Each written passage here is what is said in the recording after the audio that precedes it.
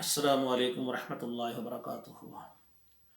اعوذ باللہ من الشیطان الرجیم، بسم اللہ الرحمن الرحیم۔ شہر رمضان الذی انزل فیہ القرآن۔ ہے میرے محترم ناظرین کرام، یہ رمضان وہ ہے جس میں اللہ نے قرآن نازل فرمایا ہے۔ فمن شہد منکم الشہر فلیصم، جس کی زندگی میں رمضان آ جائے اس پر فرض ہے کہ اس کے روزے رکھے۔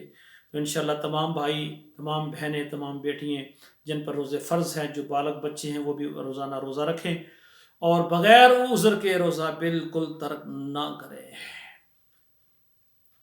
تو رمضان میں آپ نے روزے رکھنے ہیں، قرآن پڑھنا ہے، اذکار کرنے ہیں، استغفار کرنا ہے اور اللہ کے راستے میں خرچ کرنا ہے۔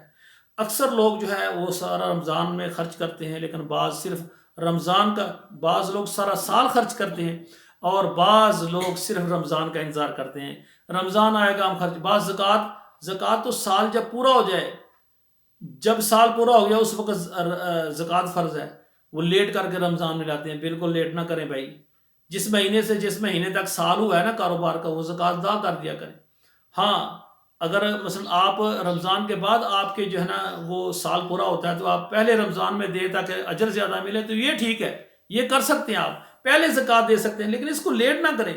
آپ پر زکوٰۃ فرض ہو گئی ہے، فقراء ہمارے پاس موجود ہیں، آپ رمضان کا انتظار کریں۔ اگر کوئی ایسا بندہ، ایسی ہماری بہن بیٹی، ایسا بھی کوئی مسلمان ہو جو فاقے میں آ کر یہاں تک کہ اس کے گھر میں کئی دنوں تک کھانے پینے نہیں اور وہ فوت ہو گیا، تو قیامت والے دن جب وہ کہے گا یا اللہ میں اس حالت میں مرا ہوں کہ مجھے کسی مالدار نے میرے گھر میں راشن نہیں پہنچایا، تو آپ پر زکوٰۃ فرض ہو چکی ہے، وہ وقت آ گیا ہے، آپ نے ادا نہیں کی، مال آپ کے پاس ہے، زکوٰۃ کے پیسے آپ کے پاس ہیں، وہ بندہ قیامت والے دن آپ کی شکایت لائے گا، اللہ سے آپ کو کوئی نہیں بچا سکے گا۔ تو میرے بھائی، سارا سال جو ہے خرچ کرنے والی جگہ کون سی؟ سب سے پہلے نمبر پر آپ کا بھائی اور آپ کی بہن، خونی رشتے ہیں، ان میں کوئی ضرورت مند سے، یہ آپ کا بھائی ہے، اس کی تنخواہ 40,000 ہے، اس کا خرچ ہے 50,000 ہے، 10,000 وہ مقروض ہے، یا پھر پیٹ بند کر کے بڑے مشکل سے، ایسے بھی خواتین میرے ساتھ ہیں، وہ کہتے ہیں کہ میرا میاں بہت محنت کرتا ہے، ہم صبح اور شام 2 ٹائم کھانا کھاتے ہیں تو وہ گزارا ہوتا ہے، اگر ہم صبح ناشتہ کریں، دوپہر کھانا کھائیں اور شام کو کھانا کھائیں، ہمارا گزارا نہیں ہوتا۔ اس کی وجہ سے ہم ناشتہ نہیں کرتے، بس صبح شام صرف روٹی کھاتے ہیں بڑی مشکل سے۔ تو ایسے جو افراد ہیں جن کو گھر میں، ان کو کہتے ہیں مسکین کو، اس کو کہتے ہیں محنت کرتا ہے، کمائی کرتا ہے، گھر کے افراد 5-7 افراد ہیں، کمانے والا ایک ہے، خرچے زیادہ ہیں، تو ان پر خرچ کریں، مساکین پر خرچ کریں میرے بھائیوں۔ آپ کا بھائی وہ تنگ دست ہے، یہ نہیں، وہ محنت بھی کرتا ہے، مزدوری بھی ہے، کاروبار بھی، تنخواہ بھی، گھر میں بچے زیادہ ہیں، اخراجات زیادہ ہیں، تو آپ سمجھتے ہیں بس میرا بھائی ڈیوٹی کر رہا ہے، اس کو کیا ضرورت ہے؟ اگر آپ زیادہ مالدار ہیں، اللہ نے آپ کو صاحب نصاب زکوٰۃ بنایا ہے، آپ زکوٰۃ دینے والے ہیں، تو سب سے پہلے بتانے کی ضرورت نہیں بھائی کو کہ یہ میری زکوٰۃ ہے، آپ نے بالکل نہیں بتانا۔ آپ کو پتہ ہے کہ میرے بھائی ضرورت مند ہے، آپ اس کو یعنی جتنا بھی ہے آپ اس کو دیں اور اس کو کہیں بھائی میری خوشی ہے، آپ رمضان میں بھی سارا رمضان کا راشن میں آپ کو دیتا ہوں، آپ میرے بھائی ہیں، میرا حق بنتا ہے، اور اس کی طرح سارا سال ان کے بچوں کے آپ تعلیمی اخراجات اٹھائیں، ساری دنیا کو آپ دیں، آپ کا حقیقی بھائی پریشان ہے، اس پر نہ خرچ کریں، کون سے آپ مسلمان ہیں؟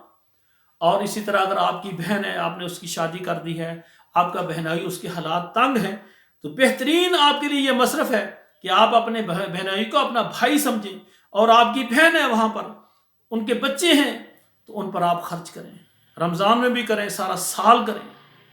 اسی طرح آپ کا بہنوئی کمزور ہے، اللہ نے آپ کو دیا ہوا ہے، آپ اپنے زکوٰۃ کے مال سے زکوٰۃ نکال کر اس کو اچھا کاروبار بنا دیں تاکہ وہ زکوٰۃ دینے والا بن جائے۔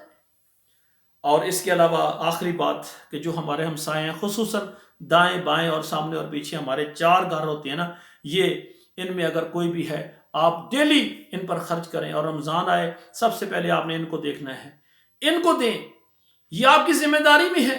اور اس کے ساتھ پھر جس طرح آپ کے رشتہ دار قریبی ہیں، دور کے ہیں، آپ کے محلے کے ہمسائے ہیں، وہ آپ کے مال کے حقدار ہیں، آپ زکوٰۃ کا مال دیتے ہیں، تو میرے بھائی دیں، زکوٰۃ دینے سے آپ کا مال پاک صاف ہو جاتا ہے اور طیب ہو جاتا ہے، پھر جو دیا گیا ہے اللہ کہتے ہیں وہ میرے پاس جمع ہو گیا ہے۔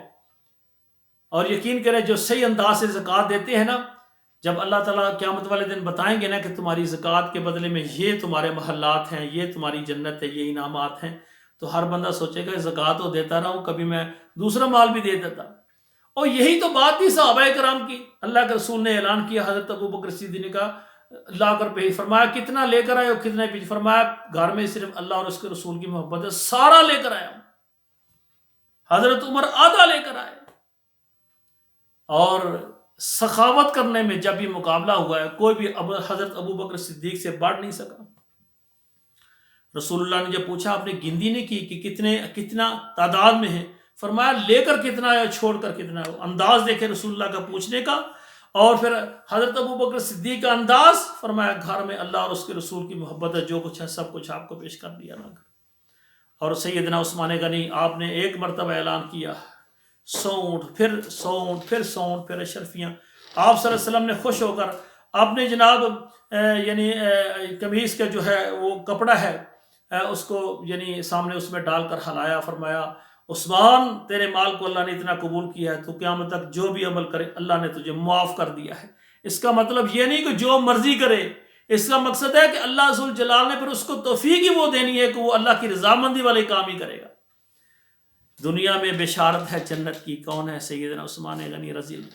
یہ جو خلفائے راشدین ہیں نا، 10 مبشرہ ہیں، یہ اصحاب بدر ہیں، ان کو اللہ تعالیٰ نے معاف کر دیا ہے، ان کے لیے جنت ہے۔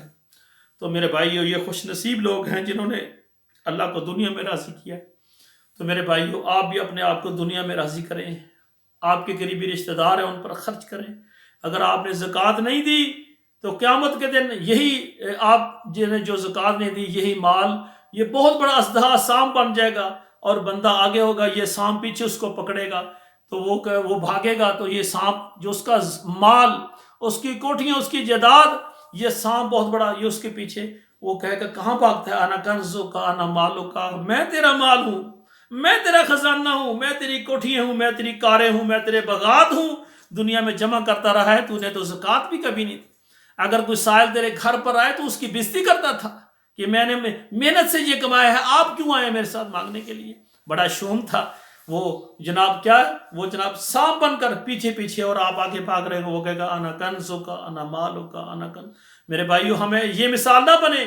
اگر آپ زکوٰۃ دینے کے آپ کا زکوٰۃ کا مال ہے، زکوٰۃ دیں، لیکن اگر زکوٰۃ کا مال نہیں ہے، آپ اپنے گھر کے اخراجات سے آپ کے پیسے بڑھ جاتے ہیں، تو ان میں سے بھی آپ خرچ کریں۔ خرچ کر کے بھائی، اللہ کے رسول فرمایا جنت حاصل کریں اللہ سے، اگرچہ کھجور یا آدھی کھجور بھی آپ خرچ کریں تو اللہ ذوال جلال راضی ہو جاتے ہیں۔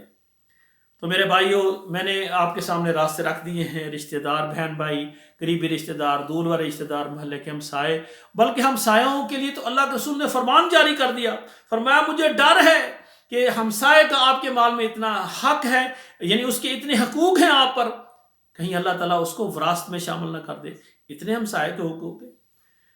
تو آخری بات یہ بھی عرض کرنا چاہتا ہوں، پروگرام لمبا ہو گیا۔ میں اسلام آباد کے اندر ایک دینی ادارہ بنا رہا ہوں جس کا نام میں نے تجویز کیا ہے ادارہ محمد رسول اللہ ایجوکیشن کمپلیکس اسلام آباد، اور اس ادارے میں ایک جامع مسجد بنانا چاہتا ہوں، جامع مسجد خاتم النبی صلی اللہ علیہ وسلم۔ رمضان کے بعد میں نے اس کے لیے 1 ایکڑ جگہ خرید کرنی ہے اور اس میں مسجد اور مدرسہ تعمیر کرنا ہے۔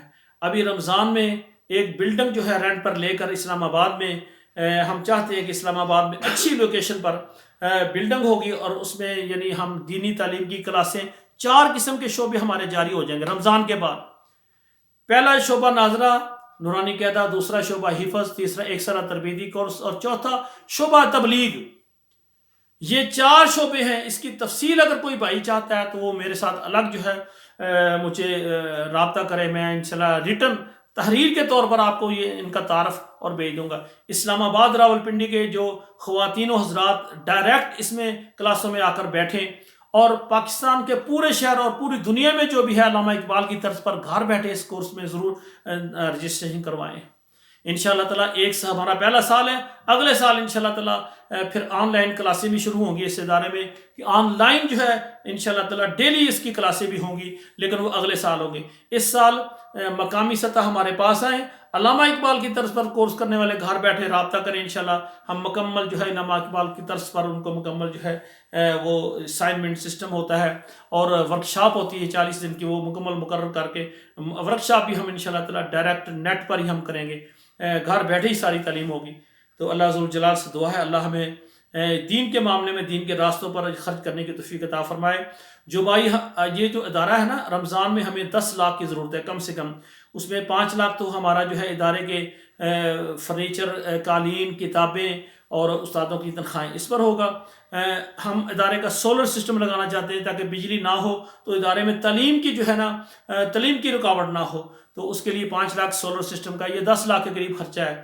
جو بھی رمضان میں خرچ کرنا چاہتے ہیں میرے واٹس ایپ نمبر پر آئیں، وہاں آپ کو جائز کیش، ایزی پیسہ یا بینک اکاؤنٹ چاہیے، ہم آپ کو دیں گے انشاءاللہ تعالیٰ۔ یہ مل کر جو ہم اللہ کے دین کو غالب کرنے کے لیے جو محنت کر رہے ہیں، اس میں بنفس سب سے پہلے آپ شامل ہوں، آپ اپنے قیمتی مشورے دیں۔ تعلیم کے متعلق جو علماء کرام ہیں، جو ہماری بیٹیاں ہیں، جو حافظہ ہیں، عالمہ ہیں، اور وہ بھی اپنے مشورے دے سکتی ہیں۔ اور انشاءاللہ تعالیٰ اسلام آباد میں رہنے والی جو خواتین فی سبیل اللہ تعلیم دینا چاہیں، جو ہمارے مرد حضرات جو اپنے ٹائم میں سے فی سبیل اللہ وقت دینا چاہیں دعوت کے لیے، تدریس کے لیے، وہ بھی رابطہ کریں، ان کو بھی موقع دیا جائے گا۔ اور اسی طرح تبلیغی جو ہمارا گروپ ہوگا، 10-15 افراد مقرر کر کے ان میں ایک عالم دین ہوگا اور اس کو مساجد میں بھیجا جائے گا۔ اس طرح ہم گروہوں کی شکل میں یہ ترتیب دے رہے ہیں۔ اس میں بھی جو خرچ کرنا چاہتے ہیں، جو پڑھانا چاہتے ہیں، جو تعلیم لینا چاہتے ہیں، وہ بھی رابطہ کریں۔ میرے واٹس ایپ نمبر پر آئیں، انشاءاللہ تعالیٰ آپ کو مکمل تفصیل دوں گا۔ اللہ ذوالجلال سے دعا ہے، اللہ ذوالجلال ہمیں اپنے دین کے لیے قبول فرمائے اور ہمارے سارے گناہوں کو معاف فرمائے، ہماری رمضان مبارک کی عبادات کو قبول فرمائیں۔ آپ کا دینی بھائی پروفیسر قاری عبد المنان زیگم، آپ اجازت چاہتا ہوں۔ والسلام علیکم ورحمۃ اللہ وبرکاتہ۔